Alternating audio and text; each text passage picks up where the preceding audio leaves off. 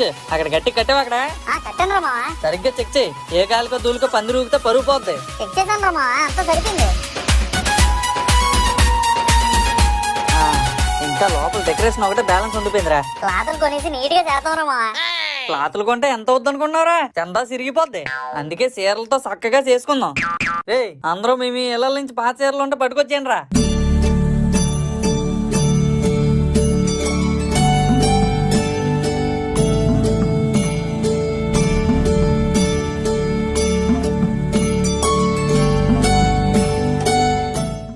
ఇంకా టైం లేదు.